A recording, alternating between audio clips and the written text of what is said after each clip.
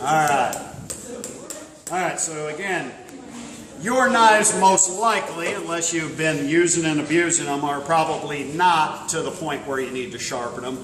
Probably at the most you need to do is align the edge on your steel. Okay? Now, again, depending how often and how long and what you're cutting, you may have to sharpen knives every week, 2 weeks, depends. Okay? So you'll have to make that determination when your knife does not slice through, okay, products without little exertion.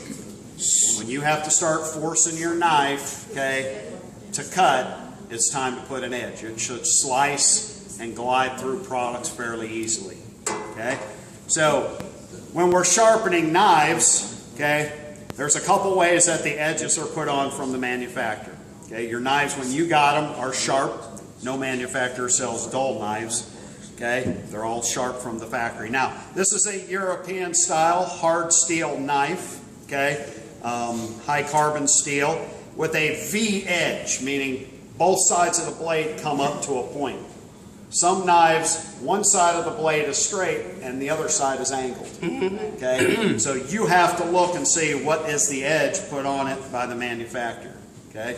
You want to try to maintain that same angle of edge. Now, they typically sharpen knives on between a 20 to 25 degree angle. That is the angle that the blade is actually on the stone, which is only really about the bottom 64th or 32nd of an inch. Very little part of the actual blade is on the stone.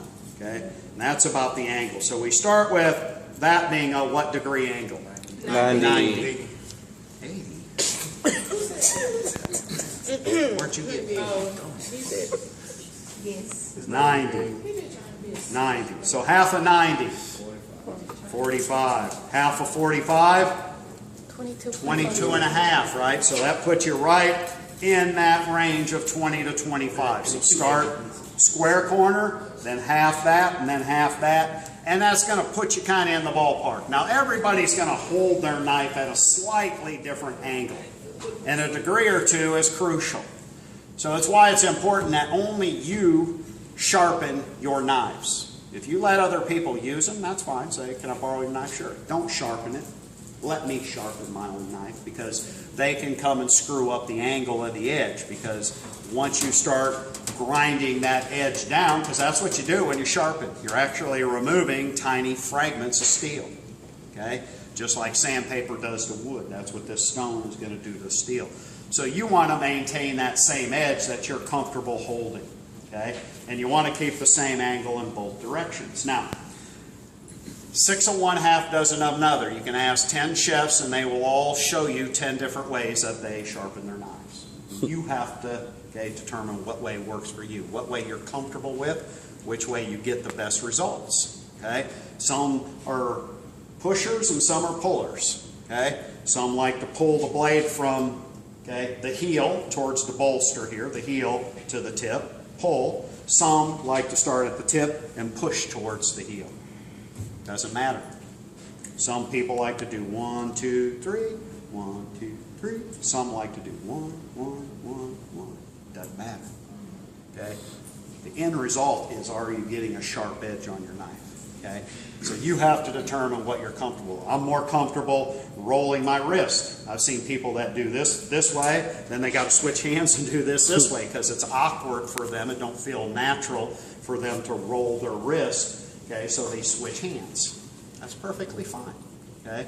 The key is maintaining the same angle and keeping the blade in contact with the stone at all times. Don't let the blade lift up off of the stone. Keep it flush to the stone. Some chefs will do it in one hand. Okay?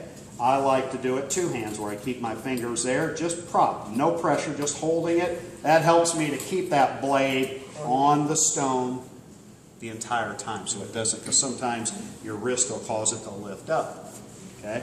So very important. Now, what we have here is what most kitchens use, one of 2 types, an oil stone or a water stone. And in a lot of kitchens, all the ones I've ever worked in, the majority have oil stones, okay, which use oil as the lubricant. And this is a food grade, industrial plant use okay, grade mineral oil, okay, for commercial, industrial, and food plant use, okay. So you can also get water stones, okay, and water becomes the lubricant. You just soak it in water, and the stone absorbs water, it bubbles, and okay. So you can buy either one. This is a tri-stone, okay. This particular brand and this particular tri-stone is probably about $150 retail.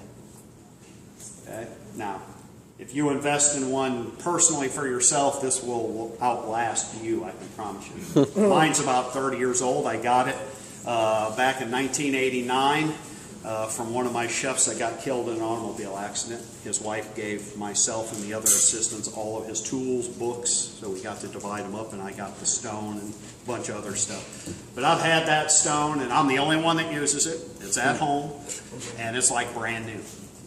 Now, in a kitchen, they get a lot of wear and tear, a lot of people, so these stones are replaceable. Okay? But the key is you want to utilize that entire stone from one end to the next. What you're going to see in the restaurants is people use the center of the stone, and then it comes like this and it dips down. Well, the stone also wears. Okay? The stone will begin to thin as well, and if you